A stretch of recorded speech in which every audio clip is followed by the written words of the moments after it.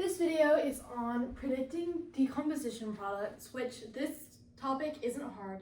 It's probably like a 4, 5 out of 10 difficulty, but there are unfortunately things that you need to memorize. So, starting off, to decompose is to fall apart. So we know that we're starting with one reactant and it's going to fall apart into, most of the time 2, but sometimes more than 2 products. So, whenever we're dealing with a simple binary compound as our reactant, it's going to fall apart into a metal and a nonmetal.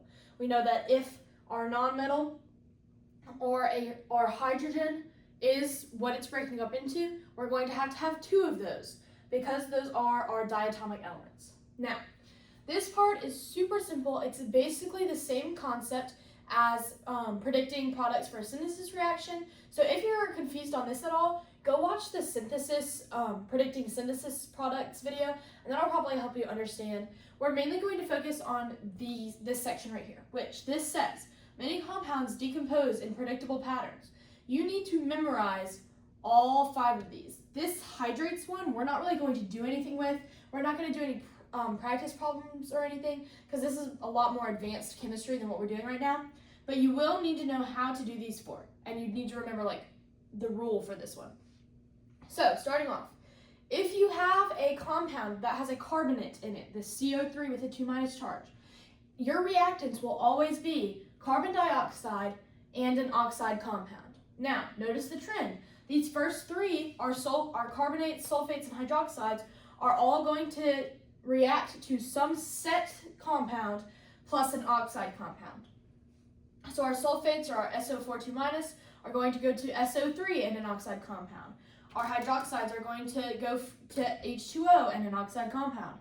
And our chlorates, this is where it gets different, because instead of having an oxide compound, we're going to have a chloride compound. So our ClO3 with a 1- charge is going to turn into oxygen gas, which this is one of those diatomic elements. So we know we have to have 2. It can't be in nature on its own.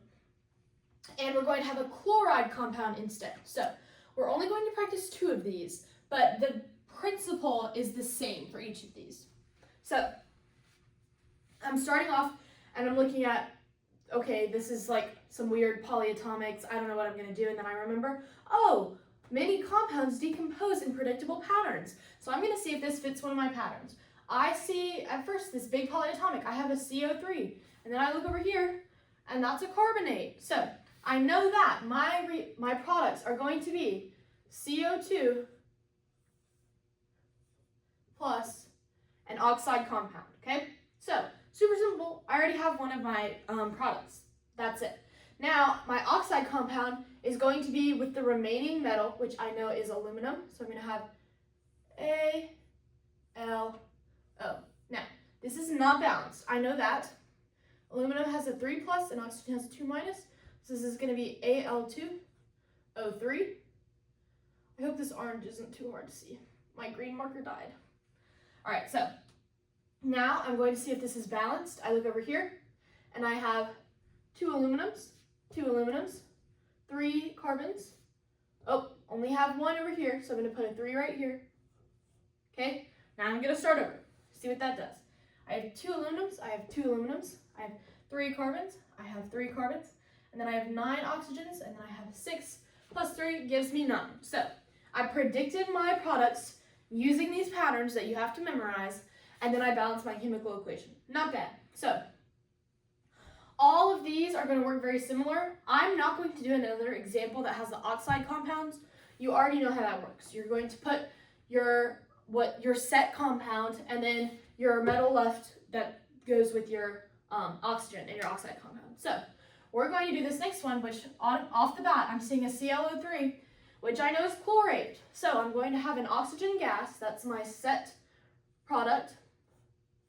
And now I'm going to have a chloride compound. So instead of having something combined with oxygen here, I already have my oxygen right here. So I'm going to combine my remaining thing with my chlorine. So I know that Mg is my metal and it has a 2+ charge, and my chlorine has a 1- charge, so I'm going to need 2 chlorines. So these are my products. Now I'm going to check them. So I have 1 Mg, 1 Mg, 2 Cl's, 2 Cl's. But here I have 6 oxygens. So I'm going to quickly put a 3 here. Sorry, this marker is really crappy. 3. And now I have 6 oxygens. Now I'm going to double check one more time. Mg, I have 1. Chlorine, I have 2. And then oxygen, I have 6.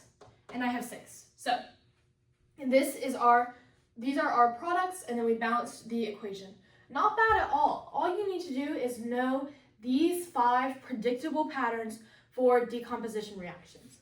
Not bad at all. Just practice with these, find some good example problems, and first identify what your polyatomic ion is and if it has a predictable pattern. And then if it does, write your set product and then figure out whether you're going to add an oxide compound or a chloride compound. Okay? I hope this helped.